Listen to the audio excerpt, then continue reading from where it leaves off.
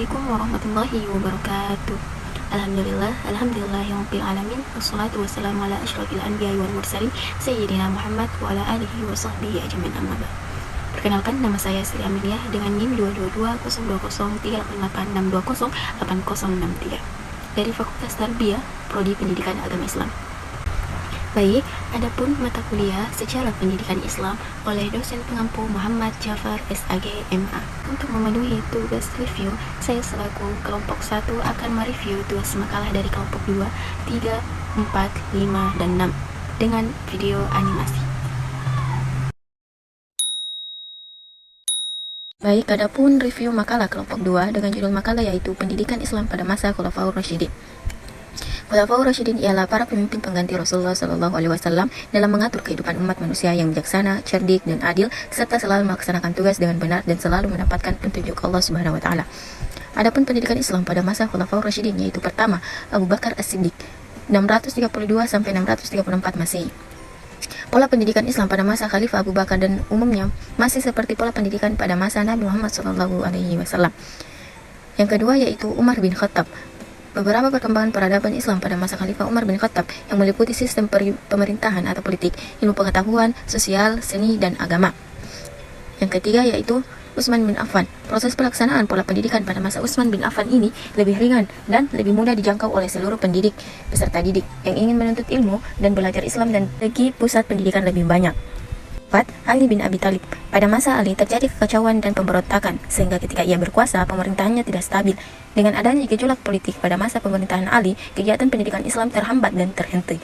Saat ini, Ali sudah tidak sempat lagi memikirkan masalah pendidikan, namun seluruh perhatiannya tertuju pada masalah keamanan dan perdamaian umat Islam. Oleh karena itu, model pendidikan pada masa Khulafaur Rasyidin tidak jauh berbeda dengan masa Nabi, yang menekankan pengajaran membaca dan menulis serta ajaran Islam berdasarkan Al-Quran dan hadis Nabi. Kemudian, pusat-pusat pendidikan pada masa Khulafaur Rasyidin itu terjadi di beberapa wilayah, yaitu Mekah, Madinah, Basrah, Kufah, Damsyik atau Syam, dan Mesir. Wilayah-wilayah tersebut sebagai tempat untuk menuntut ilmu pendidikan terkhususnya pendidikan Islam. Selanjutnya, adapun review makalah kelompok 3 dengan judul makalah Perkembangan Pendidikan Islam pada masa Bani Umayyah. Dinasti Umayyah didirikan oleh Muawiyah bin Abi Sufyan dan berkuasa sejak tahun 661 sampai tahun 750 Masehi dengan ibu kota Damaskus. Ia juga mengganti sistem pemerintahan muslim yang semula bersistem musyawarah menjadi sistem monarki heredity. Cikal bakal berdirinya dinasti Umayyah dimulai ketika masa Khalifah Ali. Pada saat itu, Muawiyah yang menjabat sebagai gubernur di Damaskus, kekhalifahan Umayyah adalah dinasti mulk pertama dalam sejarah Islam. Pada dasarnya, pendidikan Islam pada Bani Umayyah itu hampir sama dengan masa Khulafaur Rasyidin. Nama era Bani Umayyah menyaksikan perkembangan era yang lebih penting dalam pendidikan Islam pada masa dinasti Umayyah. Model pendidikan bersifat desentralisasi berarti pendidikan tidak hanya terkonsentrasi di ibu kota negara, tetapi berkembang secara mandiri di daerah-daerah yang didominasi pemekaran wilayah. Serta pendidikan pada era Bani Umayyah adalah kutab, masjid, majelis, sastra, pendidikan istana, hadiah, perpustakaan, sufa, dan khan. Madrasah yang ada pada masa Bani Umayyah adalah Madrasah Mekkah, Madrasah Madinah, Madrasah Basrah, Madrasah Kufah, dan Madrasah Syam, dan Madrasah Fustat. Review makalah kelompok 4 dengan judul makalah yaitu Perkembangan Pendidikan Islam pada masa Bani Abbasiyah. Berdirinya dinasti Abbasiyah diawali dengan runtuhnya tradisi Bani Umayyah yang berujung pada jatuhnya dinasti Bani Umayyah di Damaskus. Dengan banyaknya pertikaian yang terjadi di kalangan Bani Umayyah, Bani Abbasiyah muncul sebagai alternatif kekuasaan Islam. Konfrontasi antara pemberontakan Abbasiyah dan Bani Umayyah menimbulkan kepekaan yang besar di masyarakat, khususnya di kalangan Syiah, dan dorongan tersebut datang dari terjaminnya keadilan restoratif seperti yang dilakukan Khulafaur Rasyidin. Sejak lahirnya agama Islam, pendidikan dan pengajaran Islam mulai ada. Pendidikan dan ajaran Islam terus tumbuh dan berkembang pada masa Khalifah Rasyidin dan masa Bani Umayyah. Pada awal masa Bani Abbasiyah, pendidikan dan pengajaran berkembang sangat pesat di seluruh negara Islam. Maka adanya sekolah yang jumlahnya tak terhitung, tersebar dari kota ke desa. Anak-anak dan generasi muda berlomba-lomba menimba ilmu, mengunjungi pusat-pusat penuntut ilmu, meninggalkan tanah air demi kecintaan terhadap ilmu pengetahuan. Pendidikan Islam pada masa Bani Abbasiyah mencakup beberapa unsur berkaitan dengan tujuan, perkembangan lembaga pendidikan Islam, sistem pendidikan di sekolah, serta perkembangan ilmu pengetahuan pada masa Bani Abbasiyah, dan tokoh-tokoh yang berperan penting dalam kemajuan peradaban Islam pada masa Abbasiyah. Review makalah kelompok 5 dengan judul makalah yaitu Kontribusi Dinasti-Dinasti pada masa Dinasti Abbasiyah. Dari makalah, kami dapat menyimpulkan bahwa kontribusi dinasti pada masa kejayaan Bani Abbasiyah adalah: pertama, kontribusi dinasti Abbasiyah pada masa kejayaan Bani Abbasiyah adalah kebangkitan ilmu pengetahuan dalam bidang ilmu agama, bidang sains dan teknologi, bidang filsafat. Selain itu, perkembangan dalam bidang pendidikan, penguasaan pengetahuan dan kesenian, pemerintahan efektif, dan kemajuan infrastruktur. Yang kedua yaitu dinasti Samanid, berkontribusi dalam pemulihan kestabilan ekonomi, pelestarian tradisi budaya dan ilmu pengetahuan, kebebasan menyampaikan pemikiran dan peningkatan sistem pemerintahan. Yang ketiga, dinasti Buwayhi berkontribusi dalam penjaga terhadap kekuasaan Abbasiyah, perlindungan budaya dan rekonstruksi infrastruktur.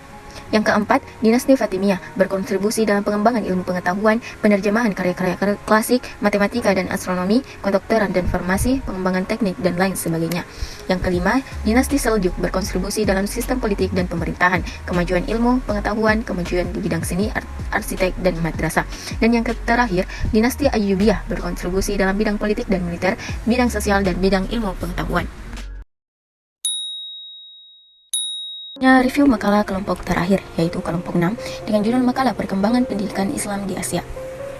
Yang pertama, pada bulan September 1875, Inggris mendirikan sebuah sekolah di Malaysia. Di distrik Kelang terdapat total 19 sekolah Melayu.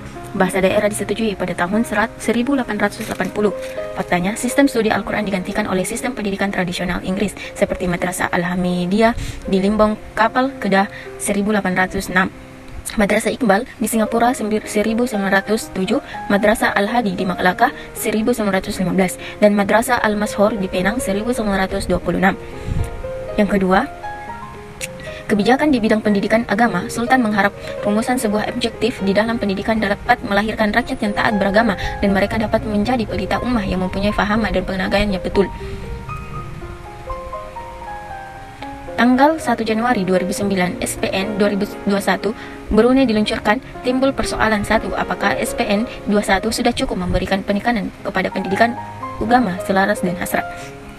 Yang ketiga, kongres ini merupakan kelanjutan dari Kongres Pendidikan Islam yang pertama serta kelanjutan instruksi Presiden nomor 1221 tanggal 31 Maret 1982 yang diundang untuk menyelenggarakan berbagai program pengembangan madaris, program untuk memperkuat studi Islam di lembaga pendidikan tinggi, dan memperkuat program pengajaran dan pembelajaran bahasa Arab.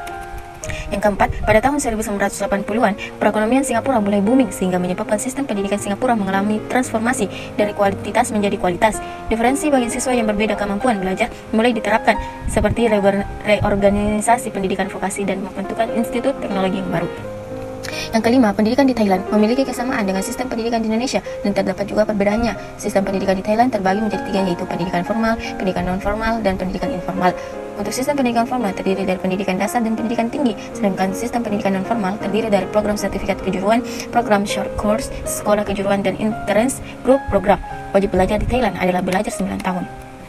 Yang keenam, pendidikan Islam di Indonesia pada masa awalnya bersifat informal, yakni melalui interaksi interpersonal yang berlangsung dalam berbagai kesempatan seperti aktivitas perdagangan, dakwah, bilhal untuk keteladanan.